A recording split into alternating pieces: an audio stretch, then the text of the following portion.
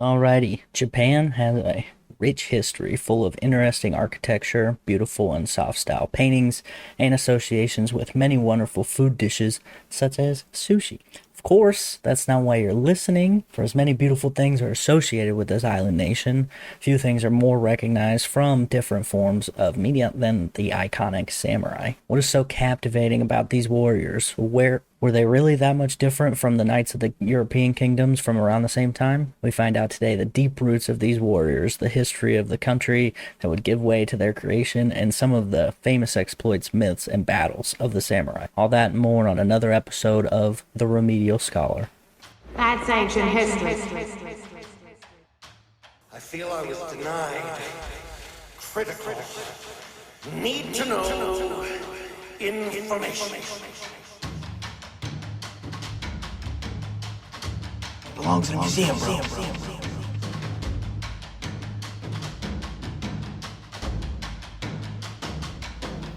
Stop skipping your remedial class. Hello, everyone, and welcome back. If you are new here, welcome. Your hair looks nice. Anyway, before we get too far along, I want to do some front office tidying up. Firstly, thank you to those who have reviewed us. If you haven't, that's a great way to support the show without doing anything crazy like spending money. Go to the link tree, which is in the description. It's also linktree/remedial scholar. You can type that in and find it that way. You can go to the Captivate site, which is the first big link on the link tree, and at the top of that, you can review us via Podchaser. There's a little star icon. You click on that, go to Podchaser. If you have Apple Podcasts, you can do it from the main app, or on Spotify, you can do it from there as well. So, that combined with word of mouth and sharing us as much as possible is a huge help. Speaking of word of mouth, a huge shout out to the Macabre Emporium podcast with Sarah and David. Do a podcast about true crime, some paranormal stuff, odd history, and different things like that. And I love the odd stories that they end up talking about. Very interesting stuff. They gave us a shout out, and I appreciate them very much. So go check their show out. They're closing in on 40 episodes, so get in there before they make it big so you can say you were there when it all started, just like you were here with me. And with that, let's move on and get into what you're all here for, the samurai. Today we'll go through the history of Japan, learning about the people who grew in that collection of islands and the time periods that shaped them before coming to the time where samurai came into the fold. After that, we will discuss early versions of them and how they began to change the very way of life within Japan. Well, they'll lead us into some interesting anecdotes and probably mythologized events, but fun nonetheless. Eventually, we'll come to the end of the samurai timeline and discuss some of their lasting effects. Cool? Cool. Let's get into it. I think the samurai are one of those things that every weird kid gets into like a little bit. I spoke on other episodes about books I read as a child where there are pictures of medieval weapons and Roman soldiers and things pertaining to that, but I think for a long time I was sure I was going to be a samurai when I grew up. Watched a lot of anime after school, which didn't help. Drew a lot of samurai type people and ninjas wielding katanas when I was little. My dad even bought some swords, which I only ever referred to as samurai swords, one being the wakizashi and the other being a katana.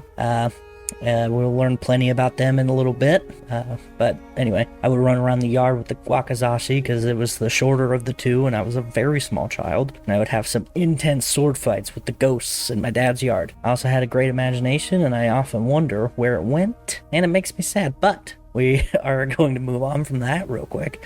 I would also walk home from elementary school every day, and when I got home, I would pop on Cartoon Network, and Toonami would be playing Rurouni Kenshin or Inuyasha, both of which feature a protagonist that wields a katana and just tears things up. Granted, Inuyasha was a demon, so his fighting fair? No, but that's okay. Rurouni Kenshin, however, that anime really stuck with me. If you're not familiar, this is an anime adapted from the manga of the same name, following protagonist Kenshin Himura, a wandering swordsman who, as it turns out, is a legendary assassin and insane swordsman. Did it also stick with me because Kenshin has poofy red hair in the show? Maybe. Or maybe that was my adult brain imprinting this idea, who knows. Kenshin was cool because he had a sword, had all the skills to kill absolutely everyone, but wielded a reverse blade katana. This anime and manga became so popular that people even started making legitimate, real life katanas with the blade on the backside and then a dull front edge. I only know this because I may have been window shopping for one. I am a total geek at heart, okay? I don't know what you want from me. But this hero carried this sword because he had an oath that he swore not to take any more lives, and had this virtuous heart where he ends up protecting a lot of people in the show and everything, and that kind of stuck with me. It also rings true with the mythical samurai code, right? Because he is a former samurai in the show, and there's also this superhero like honor to the pop culture references of these warriors as well. Where does that all come from? Is it even true to them, like, at all? Well, we have to go back pretty far to get a good idea about Japan and the people within it to understand this a little bit more. Nothing else gives us some basis for the history being laid out today. Now, I will say, I have seen some of these things up close and personal, which was definitely a cool experience. Older brother had his bachelor party in Denver, and we went to a museum one of the days we were there, and they had an exhibit on samurai and other Japanese historical items, but only thing I really cared about at the time was the samurai stuff, obviously. I wish I had the pictures still from that trip, but I broke my phone shortly after while I was in Alaska, so I have no clue what happened to those pictures. So this is my PSA. Make double backups of the pictures you love, okay? The ADHD is really taking this story around some interesting turns, but anyway, we're in Denver. We got to see all this authentic armor and weapons, and it was so cool. There's videos and different presentations showing how, the swords were made and this kind of thing. And, so walking around, seeing some of the armor was pretty cool. I mean, it was also very small, and this is just facts. Japanese people on average are shorter than the average American, and I am taller than the average American, so these suits did look super tiny, but it would fit them. That's fine. It definitely wouldn't fit me. But the armor is 400 some years old, so they were probably even shorter back then. Don't get mad at me about that. That's just how it is. But there's also, like I said, there's videos to show the sacred process of folding the steel to create these intense swords. It is not to be understated that they're very passionate about high quality things, and this is on full display with the smithing and the fabricating of some of these weapons and armor. Now we need to go further back though. Let's go all the way back.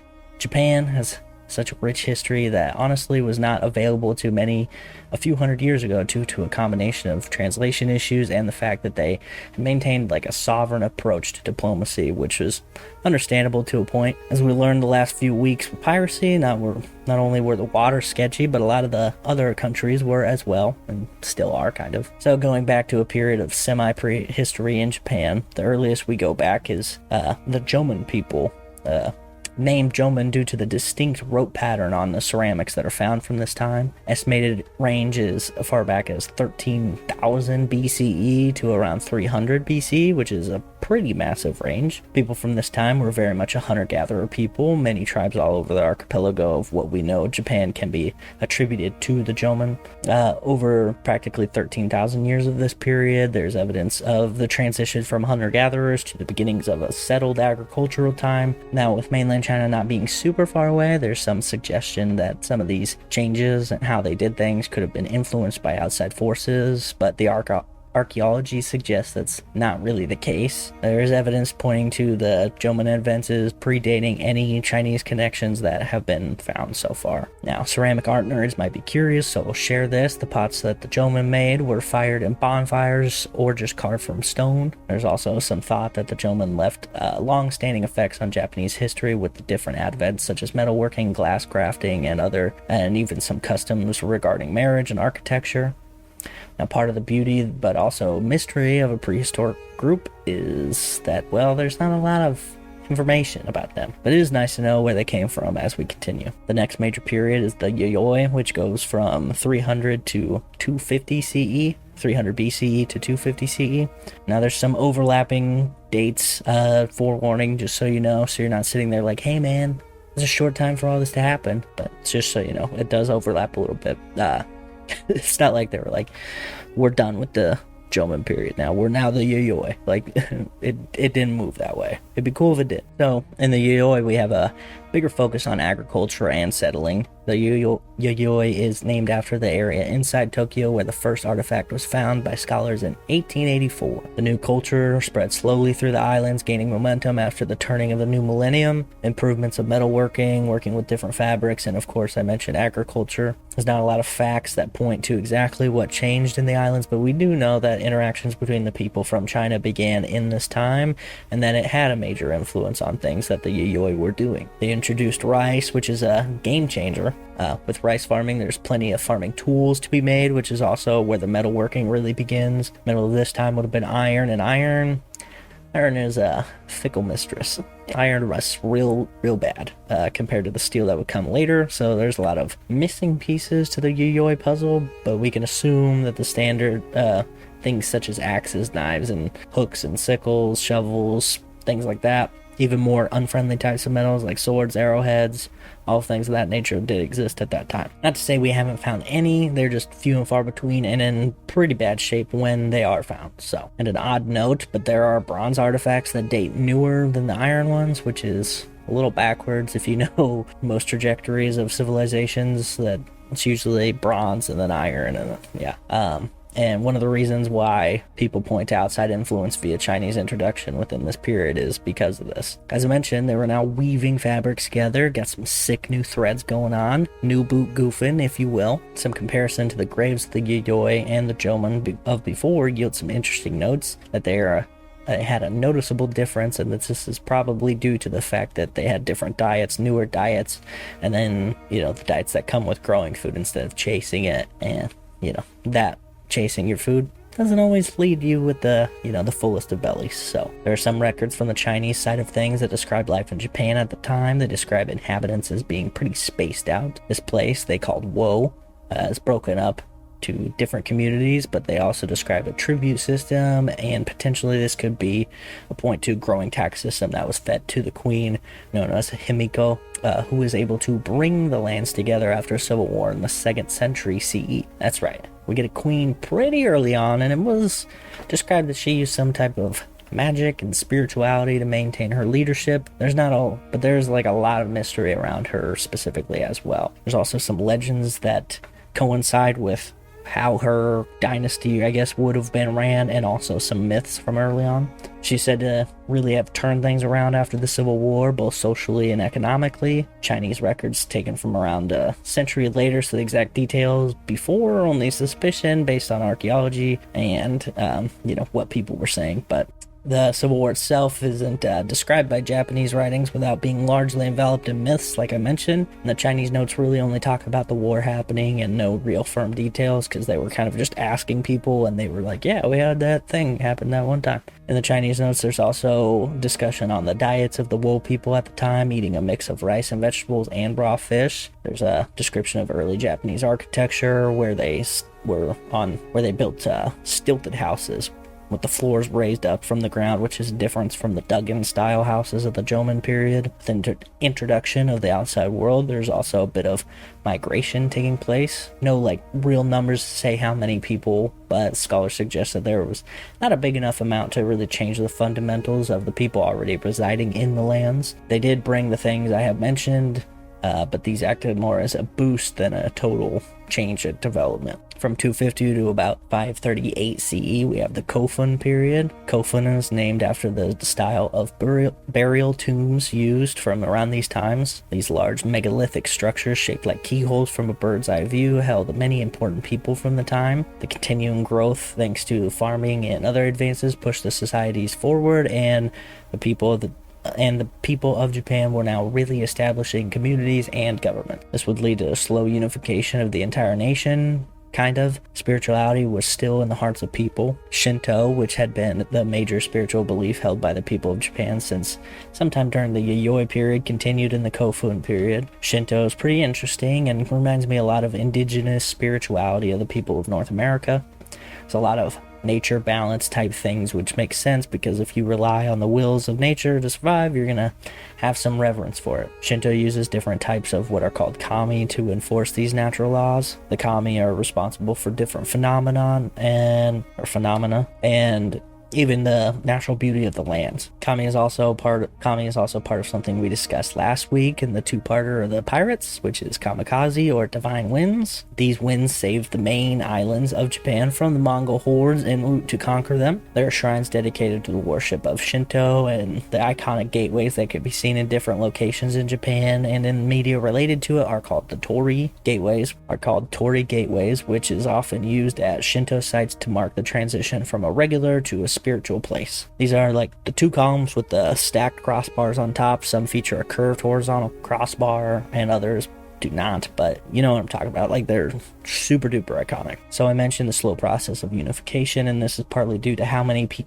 different provinces there were, where people were essentially jockeying for control on their own. It's kind of how things would just continue to go for a long time. Yeah, these different clans rising up from different regions and declaring their rule the best rule, and then others who fought them because they believed in it or against, some people would fight for them, is very interesting. The most notable of these regions is the Yamato, who slowly gained more power over the course of the next few centuries. The court of Yamato was one that even paved the way for the first military action outside of the archipelago in the form of attacking the Korean peninsula, Korea only being some 50 kilometers from the island of Tsushima, which is the same distance roughly to the nearest coast of Japan, that being some 60 miles total for anyone who doesn't want to do the math.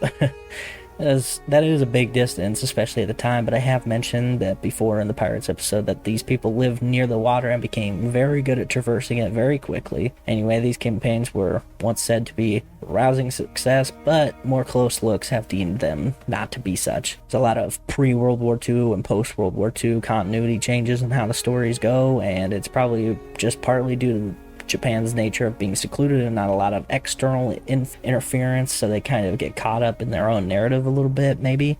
No real fact checking for some things. I don't know, that's just kind of my speculation, but maybe it doesn't change a lot either, which doesn't, inspire people to go look into things. But there was an idea that the southern tip of Korea was taken by these Japanese raiders, and that has since been mostly found to be not true by even Japanese historians. So one interesting thing I've found in this is how often the seats of power changed, not just for who was in power, but that the so-called capitals changed. I found that this could be attributed to the Shinto beliefs, in which an emperor died and the stain of that death could affect the location. With the new one, you get a fresh start, and that was kind of needed, which I like that concept, but the logistics don't sound super solid, but guaranteed work for the builders at the time, so that's good. More migration was occurring, many more different skilled trades moving into the islands, bringing with them culture and their skills as well. Writing system, which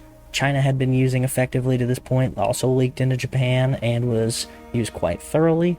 The kanji, which are very interesting to look at, even cooler to get tattooed on you, especially if you don't speak the language.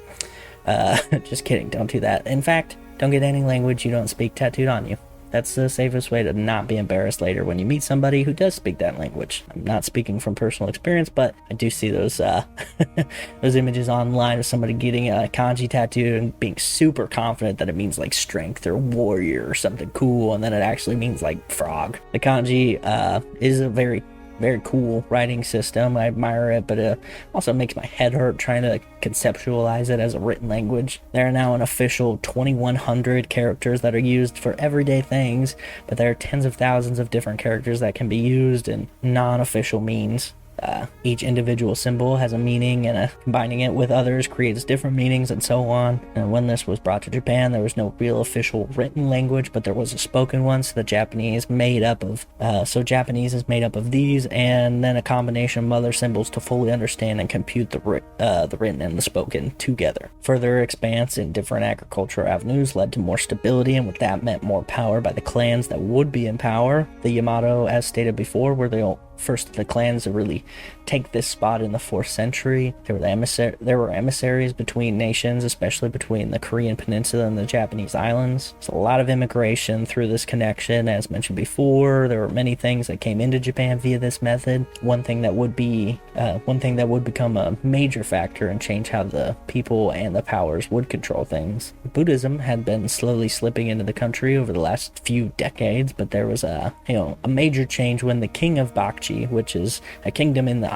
Korean Peninsula, had written to Emperor Kinmei about how wonderful the teachings of Buddha were. It was with this introduction and a kind of a stamp of approval that the dynamics began to shift. A man named Soga Iname would be one of the earliest major supporters of the religion, carrying the images of it on their banners and using it to strike fear into enemies, which I find this a little ironic considering it's, the deity being used is Buddha, and I don't really consider him to be an especially violent or fearful god, but hey, whatever works, to take control of the people, right? The attempts by Soga did not work. Ultimately, there were some things that happened in way of plagues and made this attempt fail, but the seeds were sown, and his descendants would continue this while the Yamato clan began to slip from power. Soga clan would take its place for the next period, the Age of Reform. The Age of Reform is either from 538 or 552 to 710 CE. It can also be seen as referred to as the Asuka period, which has been named for the location in which the governing courts would be held, which is near modern-day Nara. Soga's plan came through full force in this period, with his wife and him giving life to 3 future emperors as well as princes and princesses, one of whom was the Emperor Suiko, who was one of the longest reigning empress regents, and between her and her nephew, Prince Shitoko, would usher in major changes in both modern reforms and in the government, and also continuing the promotion of Buddhism in Japan. The name and also the timeline for when the Age of Reform began stands from when Buddhism really took off. Prince Shitoku loved Buddhism and interweaved the teachings into his plans for what the government could be. Buddhism wasn't the only thing that was being taught. Confucian teachings also came from China via the Korean Peninsula, just as Buddhism,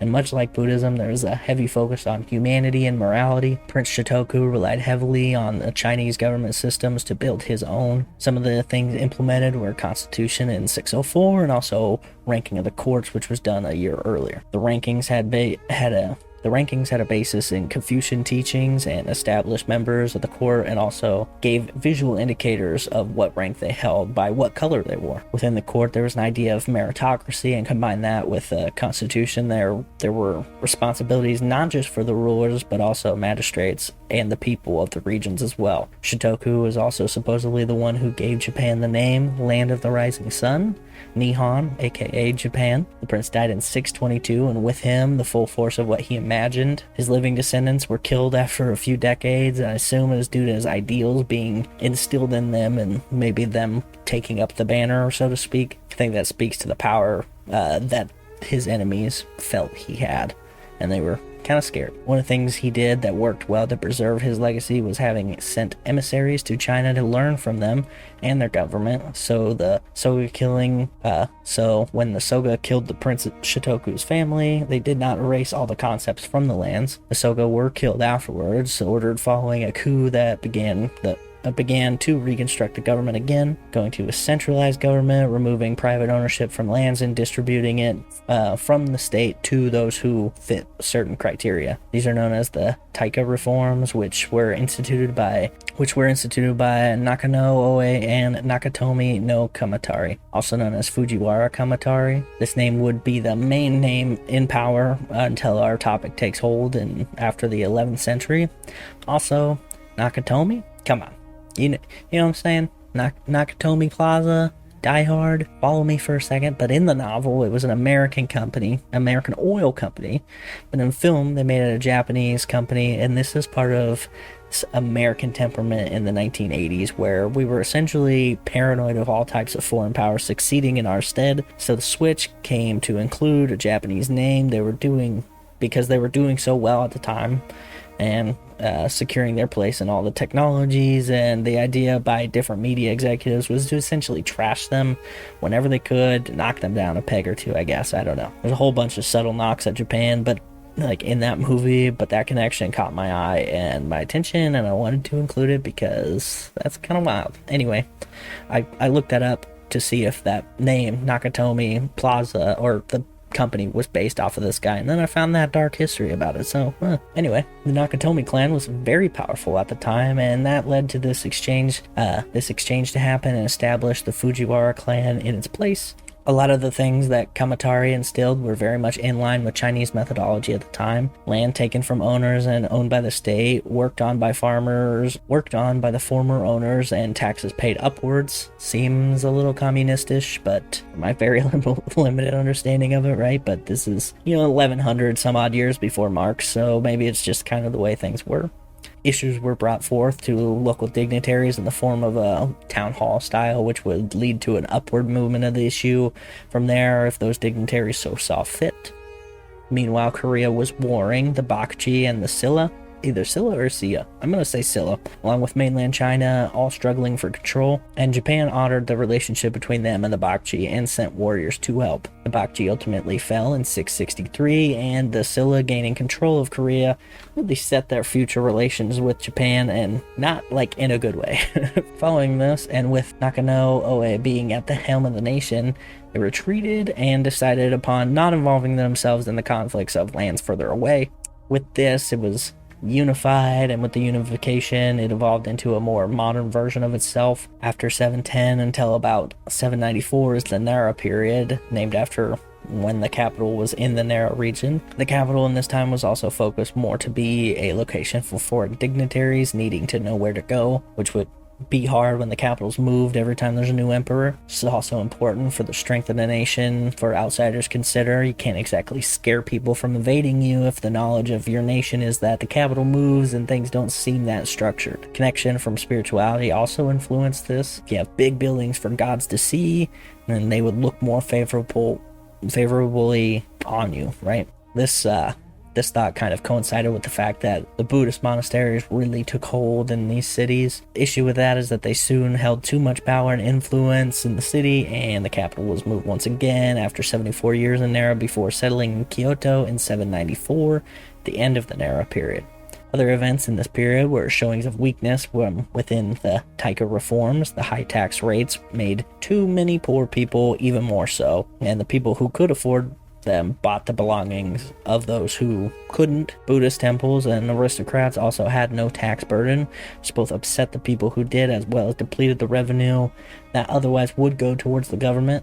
This meant that the government could not afford certain things, but wealthy landowners could, and this began to shift the scope of the land. Another way to get out from under heavy tax burden was to serve in the military, with conscription being the ticket to such a free life. So it's not a super cheap way to do it, since you did have to pay for all of your equipment and things of that nature, but hey, no taxes for the rest of your life? I'd take that deal 100%. Also, drumroll, our topic finally enters the lexicon. With some tweakage going on to the Taika reforms, there's some new laws and rules were implemented. Included in this where have a structural classes, 12 rankings in them. In the 6th spot we have samurai, which are servants to the region. The word meaning to serve. These people were not members of the military, nor did they have anything to do other than some local officials of like a lower level, but they are, that word does come from there. Meanwhile, mentioned the Buddhist presence influencing political favor, and this didn't really jive with the Fujiwara clan, who were instrumental in the changes going away from the Taika reforms and into the Ritsuryo laws. They were playing some shadow games and wanted an emperor who would not focus too much on Buddhism, but more on the future of the empire, unless they found that emperor and Emperor Kamu, who they felt shared their views on these matters. It was Kamu who made the moves of the capital from Nara to eventually modern-day Kyoto, known as Heian-kyo at this time. This ushered in the Heian period, which lasted from 794 to 1185. Some sweeping advents include the slow abolishment of conscripted armies. The new methodology was to raise forces in regions based on the men available in the locations. At the same time, there was a new position in government, which was that of shogun, who is like the general's general. Top dog, the shogun, would be given orders and summon different clans and their best warriors as the army instead of arming random farmers to do the job. The shogun would really only be a military leader, but later on that title ends up meaning more before that really took hold. Kamu also declared war on the tribes in the northern lands in the Honshu region, the Amishi people. These people are described as barbarians by the Japanese at the time, and I like to imagine them as essentially just a more tribal group compared to the civilized southern neighbors. Like very much that like very much like a Celt to the Romans, right? But I don't know, that's not really a good example because the Romans kind of considered them to be barbarians too. Never mind. They were like literally just barely not the same. The fight was really not good, and the army brought to the north got beat really badly, with the Amishi being so comfortable in the cold forest regions that they decimated the hodgepodge army that Kamu assembled. This failure cast a negative light on Kamu's legacy, and there was another bit of inward looking by the Japanese in sense of military tactics. I mentioned they got rid of the standing army, and with that, the pseudo-National Guard type defense that they mounted were the predecessors of the samurai as we know them. Some other things that occurred in the Heian period really took the power away from the government and placed it in the local aristocrats. Some of the things like changing how the taxes were collected, how often lands were granted, and to whom, how laws were enforced, and all really changed how the regions and landowners dealt with one another. I mentioned the standing army going away. Well, when the appointed military warriors were not at war, they were protecting the land that the wealthy owners had obtained. These warriors served on the land and made sure that no other landowner would take from theirs. They actually did end up working out in the way of peace, as from the time of Kamu's death in 806 until almost the new millennia, there were really no major conflicts. There was a slump in rule, and the government, with what a shell of its former self, really ritualistic and performative, as the aristocrats had held the power and between them fought for more land. This had an interesting effect though.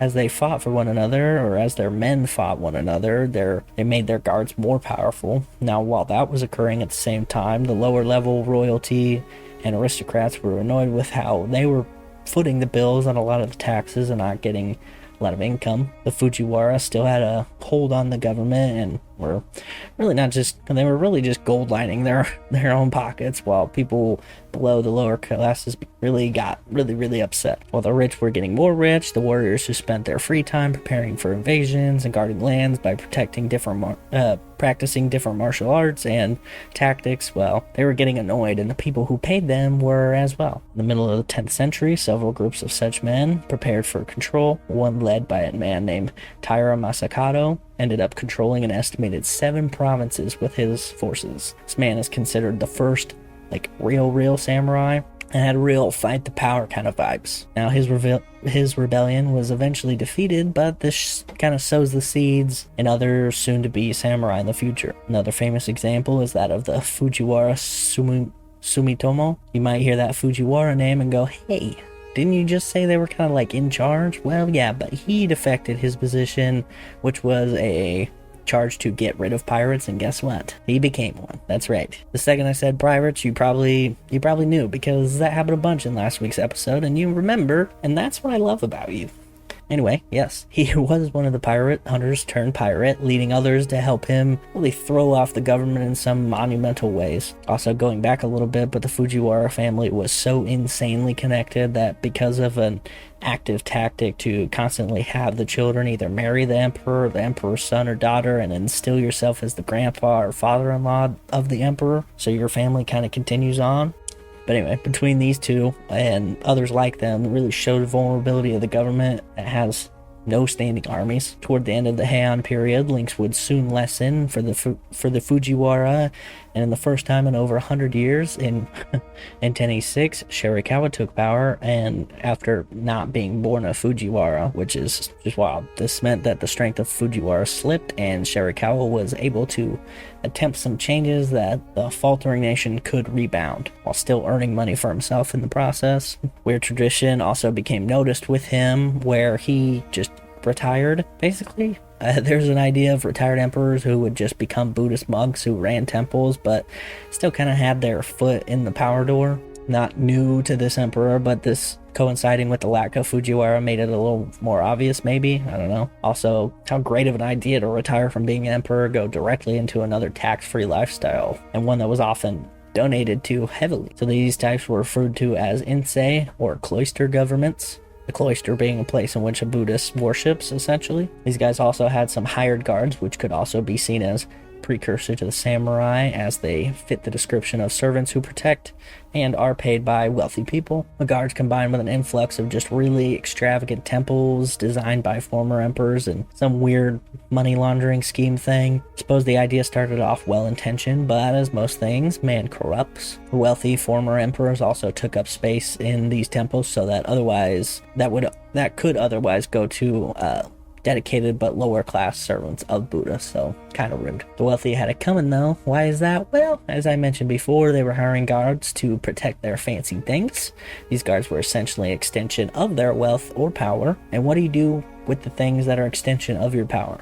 You make them look real strong, real pretty, you get a new paint job on that fancy big truck, you get a lot of them. And after a little while, they will have a real apes together, strong moment, you know what I mean? And wonder why they needed the aristocrats to run things when they had the muscle to take it and run it themselves. Here's where we get into the birth of the samurai. We got there, finally. I know, a lot of build up. Alright, so with the samurai finally being in the fold, I want to double back real quick and touch on the Taira clan, which one of whom was the Masakado, who I mentioned a little bit ago, whose rebellion was crushed. This was not exactly the end, though, and there was soon a struggle for power between the clans, the Taira and the Minamoto. These two clans were essentially the Japanese Montagues and Capulets. It was really quite interesting, so I want to lay it out here. I mentioned Taira Masakado, and his lineage goes all the way back to Kamu. Remember that guy?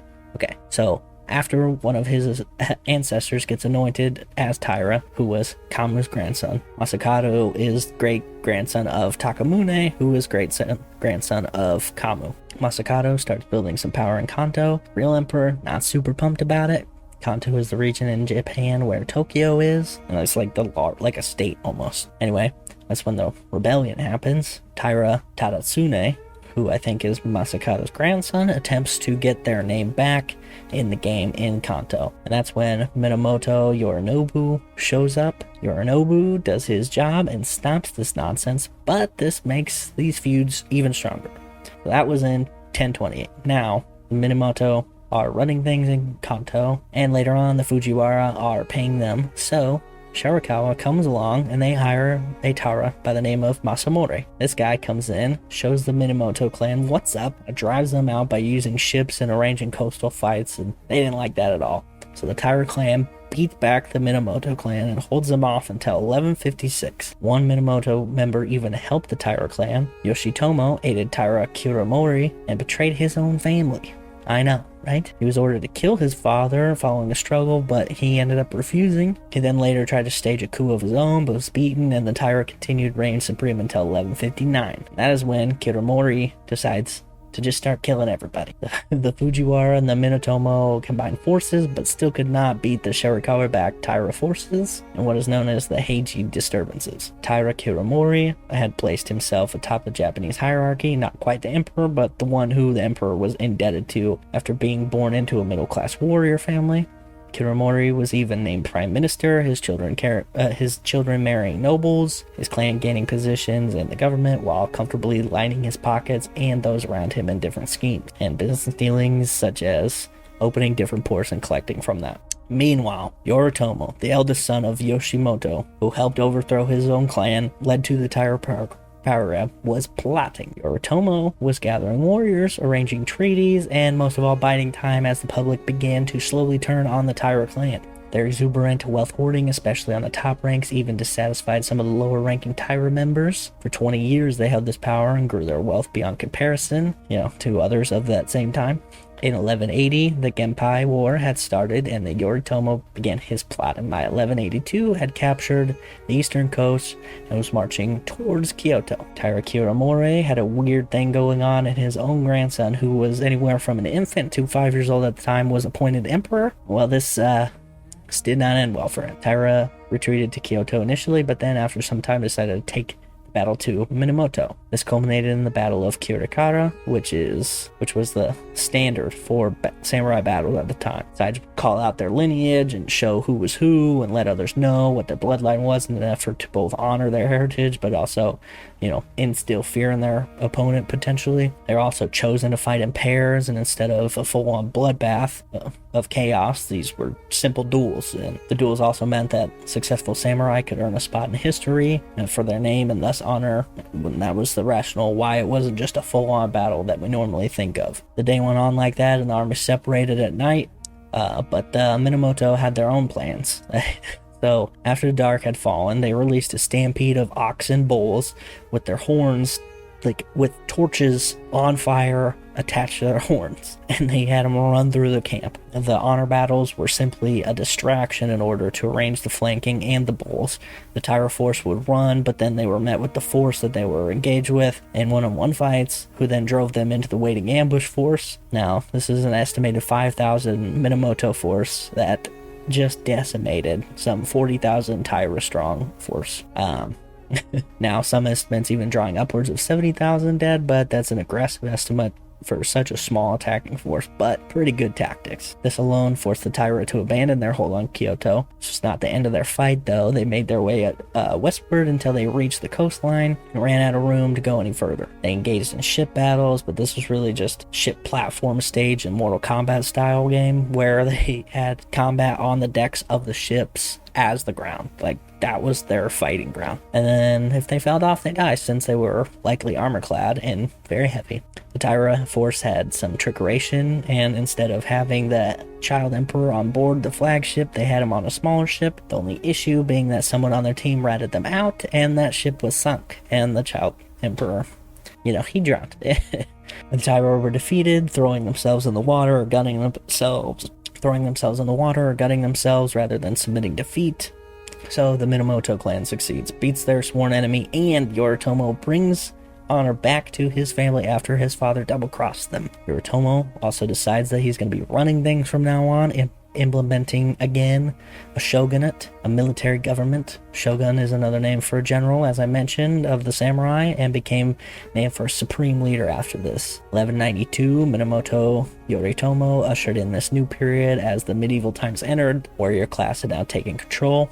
Yoritomo had taken control and brought in the Kamakura shogunate, which is just named after the place in which he was instilled, his power was instilled. His power remained mostly until his death, even though he was fighting to keep the aristocrats in place off and on throughout that whole time. When he died in 1199, his wife's family assumed control of the shogunate, and they finagled the power as their own, even outlasted some of the descendants of Yoritomo. The Kamakura shogunate would remain in power until 1333, but they would be tested before then. They are referred to as such, but I have seen some say that the term samurai would not have been used until after these next events.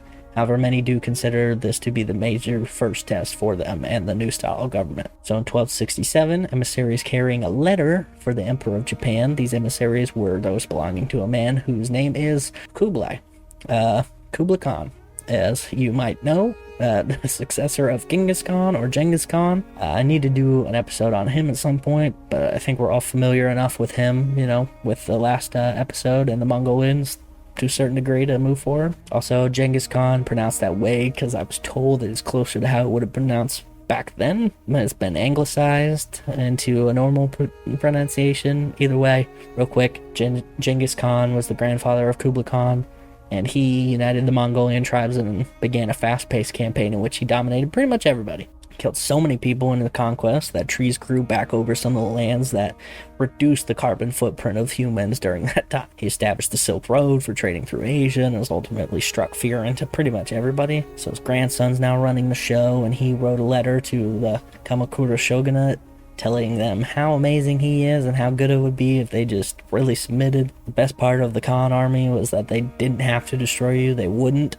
they would just take your submission and be like, cool, pay tribute, and that's it. Submission was definitely encouraged, but, not necessary. The genesis of the Yuan dynasty, Kublai Khan was not getting the answer that he wanted and eventually sent more letters. If you remember last week at all, you'll remember that Khan sent an armada of 40,000 warriors only to have a typhoon wipe them out. They did make landfall in Tsushima, and the game Ghost of Tsushima is based around this event. The Mongols gained control of the island, but when they tried to advance, the storm caught them lacking. After that, Japanese prepared for a second invasion, moving troops around, building defenses, spending a lot of money to do so. And after the second invasion failed, the people were not pumped about the Kamakura shogunate and how it was being ran.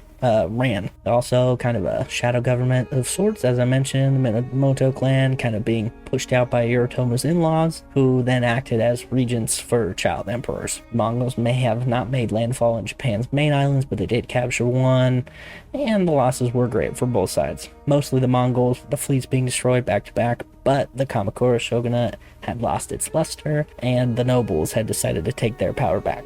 Some local bands of warriors began to enforce their will and their own rules, and people were restless. The battles that were won by the samurai against the Mongols should have yielded inland reward for the samurai who fought in them, as was custom, but this was not the case, as the enemies were of foreign lands and thus could not be presented with any land owned, which increased the friction between the warriors and the government, who called on them to do their bidding.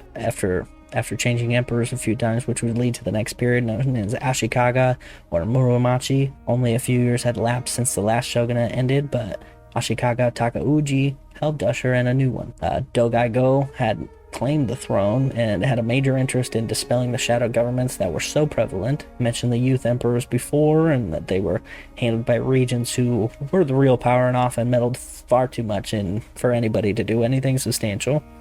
Go-Daigo was exiled once the imperial family learned of this plans, and the pieces were already kind of in motion at that point. Samurai clans were used, and the Ashikaga was one of the main ones. Following Go-Daigo's retaking of power of the emperor, many were displeased with the actions, and a lot of samurai were essentially like, really? This again? Ashikaga Takauji turned on him, and Go-Daigo ran to the Nara region, while Takauji placed an emperor he felt would do best for his cause in Kyoto, and that's how it was for 60 years. 2 emperors, 1 nation. The reason why this period is sometimes called the Muromachi is because Takauji's grandson, Yoshimitsu, who was a shogunate and moved their HQ to the district of Kyoto, named Muromachi. Yoshimitsu, if you're not familiar, is also the name of a samurai character in the Tekken game franchise. It's nothing to do with anything, but this is another samurai from pop culture that I remember very vividly. They classify him as a ninja, but he often has the regalia of a samurai, which also may make sense after a little bit. Yoshimitsu in real life, however, was the shogun to really make a peaceful nation after 2 emperors had their constituents had battled for 60 years. He even managed to repair trade relations with China and Korea, dealing with pirates that we had mentioned last week, which were creating hesitancy from the Chinese to engage in trade with Japan. The Kane or Kanga system I mentioned last week was instituted around the same time. One of Yoshimitsu's lineage would actually bring in the next major conflict, which is the Onin War. This stemmed from the falling out between the shogun and his wife when she bore him a son, and he had already declared his brother to be the successor. No, she did not like that, and many saw it as a strike against the traditions that had been followed very closely for many years. At the same time, there's turmoil underneath the high rulers while clans warred to get control of them. And when the official fighting between the clans ended, the nation continued fighting throughout regions. Kyoto was badly damaged in areas around it, as well as the clans fighting from 1467 to 1477. The central power was losing its hold on the nation, but at the same time, the samurai of different provinces began to lead and create autonomy for their own lands. These samurai were often farmers as well, and they had what seemed to be an actual care in what happened. This would lead to the Warring States period, and with that, when the samurai really began to flourish is what we think of. Since that is the case, I think it's time to discuss them in full, their armor, their weapons, and their strategies. I know there's a lot of history before even discussing these dudes dressed, but honestly, I find it all very pertinent to the story of these warriors. The first samurai, who I mentioned before, Taira Masakado, in the 940s would have been wearing something very similar to the style we see in depictions today. The O Yoroi is first seen in this time, but it would have been very expensive, and only very wealthy warriors would have full set, including a mask and helmet. The armor itself changed only slightly, but most of the earlier samurai were actually horseback archers, and with this came a few things. You need protection from arrows, but also good movement for your arrow, for shooting at your arrows. This is shown by that iconic large shoulder guards called the osode, which are built from lamellar construction, that is layers of typically thin metal or even leather that was wrapped in fabrics and then preserved with a lacquer of sorts, prevented them from rusting or anything like that. Lamellar construction is also carried out in many of the other components, such as the helmet and the shroud that hangs down around the bowl, and the chest piece, which is also called the do. Eventually, the samurai became less horsebound and more on feet and swords and staffed weapons, so the shoulder components shrank to give more mobility for the warriors in combat. One interesting thing to note is that the shoulder pieces actually shifted when the warrior would enter a shooting pose with the bow and arrow. Give them that motion, and then there's some really striking technical knot work on the back that kept them from flying around as they rode around as well. This armor is very, very technically impressive all around, and also very ingenious. There's a lot of variations to the Yoroi, but like the Do Maru, which was cheaper and lighter in weight, but this, similar to what the soldiers would wear when they came off of the horses and were on foot. But another thing I noticed that kind of harkens back to the Jomon people I mentioned at the beginning, but the rope and cord work on this armor is it's just super impressive when you look at it very closely. Looks so magnificent and is all very, very technically impressive, as I mentioned. Jomon, of course, as I mentioned, got their name from the cord style wrapping design on the pottery from that time period. And it seems like that skill with fabric continued on, through the ages. Later on the Warring States period, the armor really takes on like a perfectionist quality, and I think it really coincides with the samurai rising to a very high social ranking. The fabric woven in the armor via different threads and cords, known as lacing, also has a symbolic meaning. Different colors would emphasize the power the samurai might have, especially later on in the centuries. The helmets had tall horns on the place of the front, and these were often sculpted to share heritage or symbolism of the wearer. These crests started as a recognition system, easily identify the people who you were with. As time moved on, they became more customized as the care placed in armor, also a show of power and wealth. What about the poor samurai, you might be asking? Well, they were kind of at the whim of their benefactors. Often samurai of the more poor provinces would either be unarmored or had very simplified armor that resembled the riding armor of the centuries prior, like without the shoulder pads. There's also the option to scavenge the battlefield and kind of a piece at a time together a suit for yourself, provided you don't die before that set is complete. And it's not like the samurai were jumping ship left and right. Samurai code of honor wasn't really a thing yet, but the honorable thing is swearing fealty to your landowner you are sworn to protect, and so it was rare to double cross, but obviously not impossible. It's also very important that you do well for them, because then you might just get that end of the year bonus that gets you the real shiny new set of armor. Some of the simple things provided were large round metal helmets that would be essentially, hopefully, preventing arrows from taking you out on the battlefield. Large disc-shaped helmets are the ones that I'm referring to. You've probably seen pictures of them. Now, let's talk weapons. As I mentioned earlier, the samurai would have been horseback archers for the most part at the beginning. The bows used would be called yumi, which is a long bow which would measure upwards of 80 inches. Bows are no secret invention, and they're, really used in every single army for a very long time at a certain point. But structure of these is laminated wood and also features an off-center grip, so the grip is lower down on the length of the bow, which is kind of interesting. People have speculated that it's for shooting on horseback or from a kneeled position, but nobody really knows why. Ranges for these things depend on the periods, but for the most part around 1,300 feet, and then lethal range around 200 feet, which is pretty handy. In the early versions of the samurai, they would use whistling arrows, fire at the enemy with a whistling arrow, and then charge in and then yell all the things that I mentioned before, their heritage and everything like that. and that's how they like basically saying, I'm ready to be challenged. The next weapon or weapons are the spear type weapons that were used often in large battlefields. Now, the katana is something that really comes to mind, but you really see those in smaller actions, and on open battlefields it was long speared weapons. The hokuyari, which would eventually just become the yari, which are spears. They're pretty true to form as far as spears go. The hokuyari was used from around the 7th century until the 14th century, yari taking place after the 14th, and then you have the naginata, and these are a little bit different. Naginata features a spear shaft, but the tip resembles the blade of a sword that curves slightly. The naginata also came around the same time as the hokuyari, but slowly evolved into better forms. They became very effective, especially since it was able to keep enemies at a distance. Also, imagine with the samurai being on horseback, these worked very well on horseback. But I know you're not interested in these, though. You want to hear about the swords.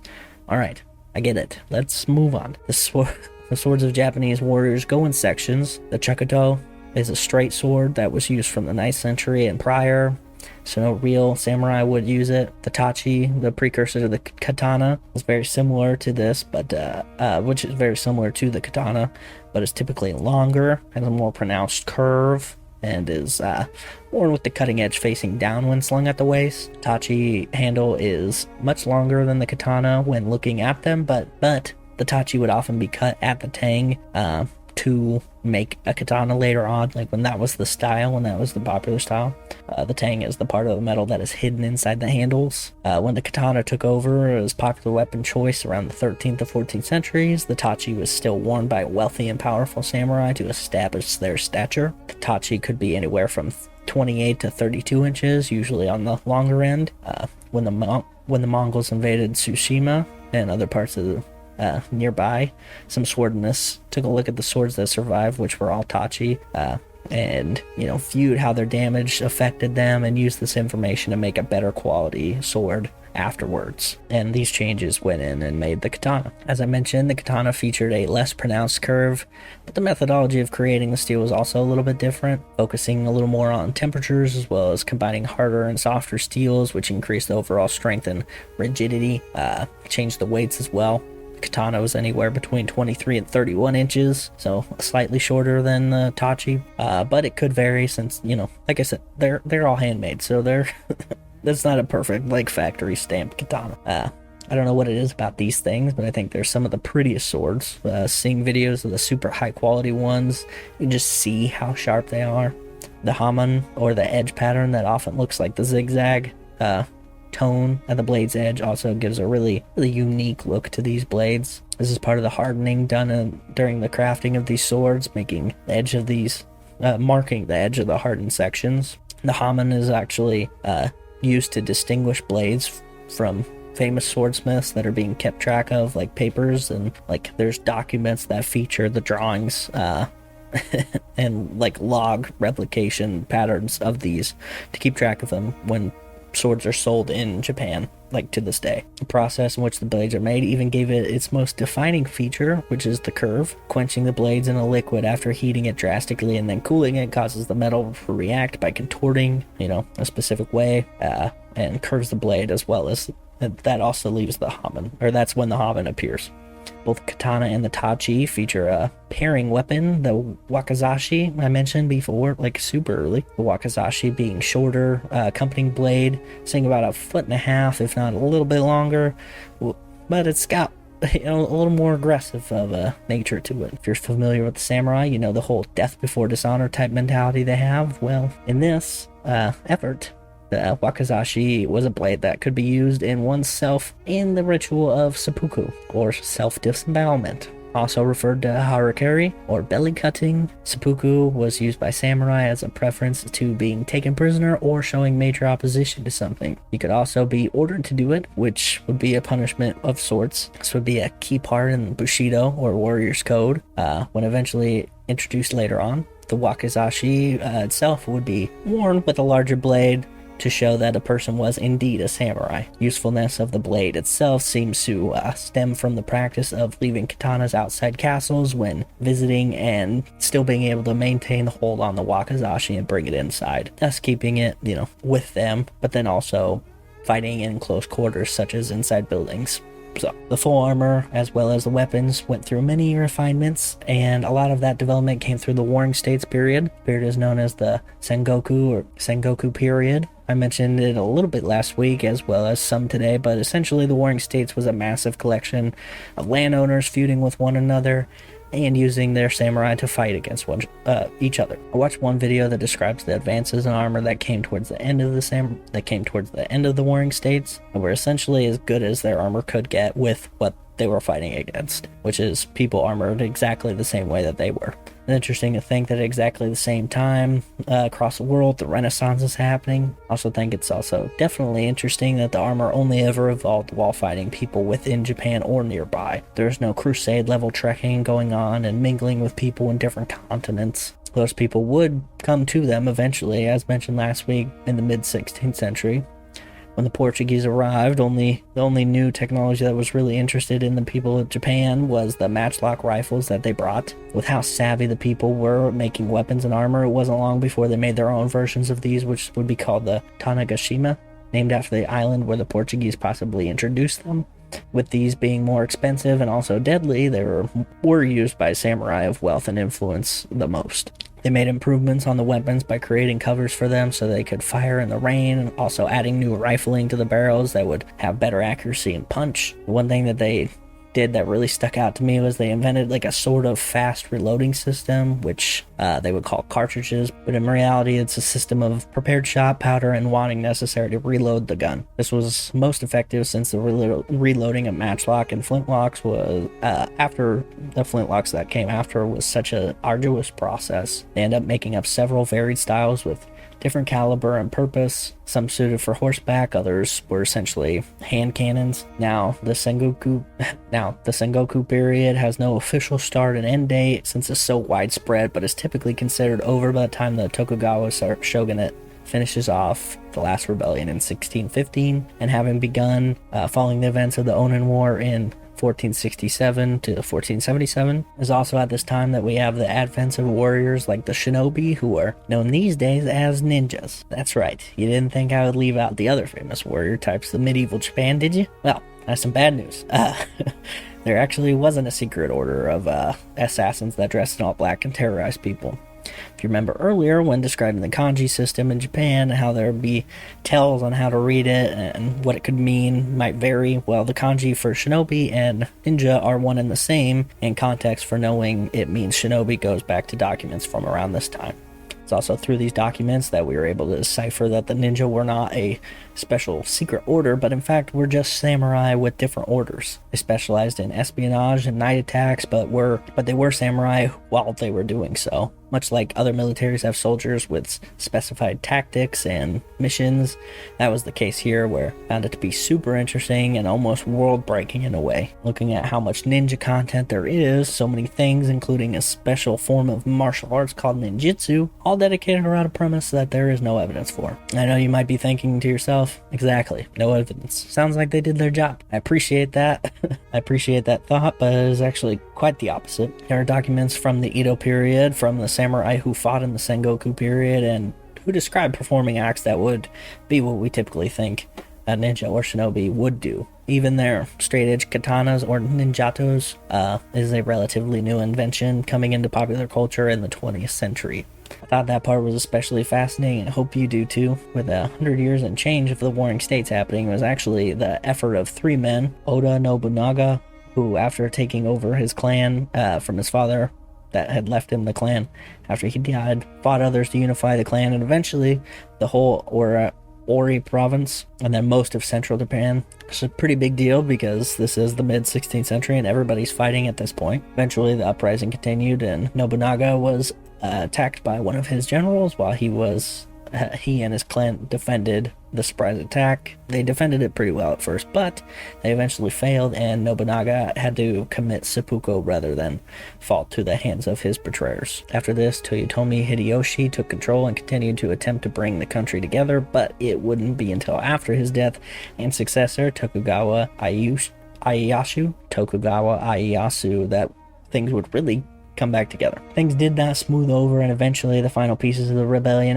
ended after the Battle of the Sekigahara in 1600 and the Siege of Osaka in 1615. The Tokugawa shogunate was implemented lasted all the way until 1868, when the Meiji Restoration took place. Over 200 years of peace for the archipelago was once plunged completely into war. The Tokugawa shogunate and the samurai in the Edo period were officially the top dogs and thus had to behave respectfully and also intensely. Going back slightly, we have the beginning of the Bushido, or Warriors Code. This is the quintessential samurai honor system, but it has its roots much further back than the 16th century debut. It can be seen in slightly different ways, and not entirely, partially all the way back to the Kamakura period. So it also has some roots in the exposure of Buddhism, Confucianism to Japan. The Bushido also infuses the importance of skills with combat, with a weapon or without, as well as the undying loyalty to the landowner who he was sworn to. Other tenets include living with frugal intentions, honor, kindness. With the Edo period being so peaceful, there was also an influx of samurai becoming different positions of power than they were before. With the declining needs of warriors, the samurai took different jobs that would be effective in making change. The katana now were symbols that were extent of their power and wealth rather than a functioning weapon, although they still trained quite often.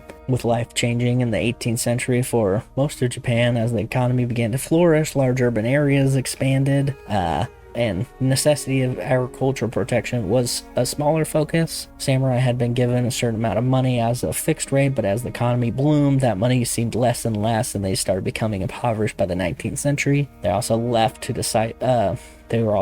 decide to be farmers or protectors, but they were not allowed to do both anymore, which cut their income significantly in many cases as well. 19th century also brought stubborn outsiders in the way of the United States steamboats knocking on the doors of the Japanese harbors. Part of the peace that was established at the beginning of the Tokugawa shogunate was shutting itself off from foreign trade for the most part, but eventually they were able to reach an agreement with the United States basically threatening to explode Japan and in an effort to open up the trade, and they did. Trade expanded pretty drastically. With this, things changed quite immediately.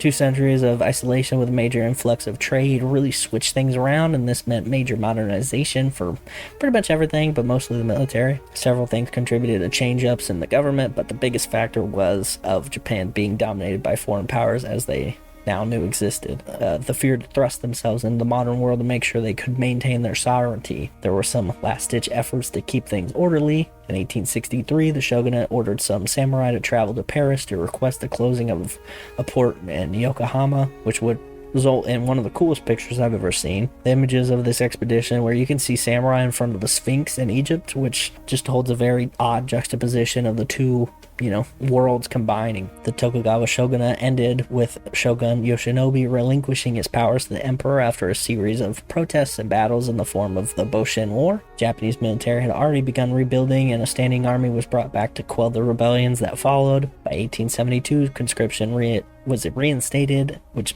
meant that the samurai were no longer needed, and they were officially dissolved 4 years later.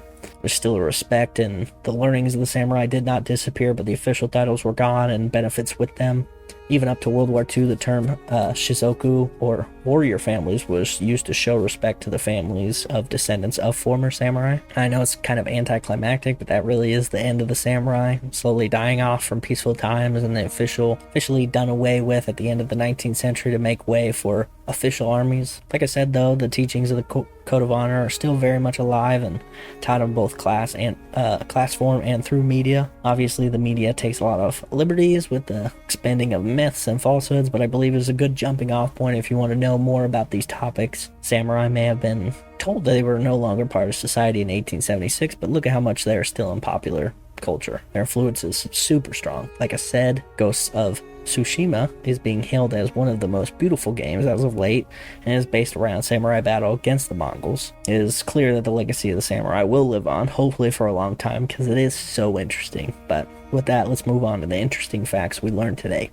First thing that comes to mind is probably the biggest revelation to this episode, and maybe the podcast so far.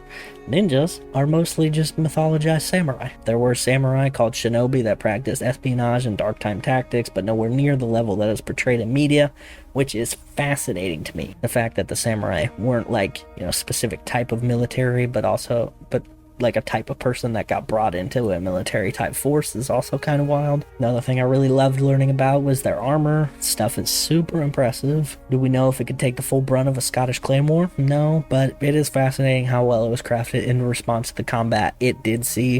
They knew what weapons they were going to be facing for the most part, and that's the weapons that they used to protect against, and they did a good job.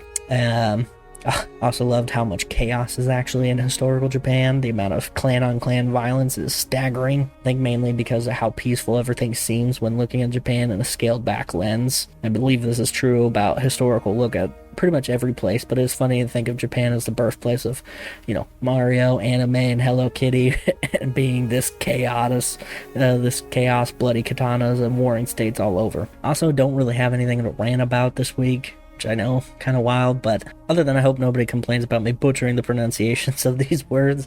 They are hard to do, and sometimes, I'm just doing the best I can with the videos I watch to help me pronounce them. But that's it for the samurai. Definitely a lot of history, much more digestible, hopefully, in this one. Not 3,500 years worth of one topic crammed into 2 episodes. Kind of. Anyway, hopefully.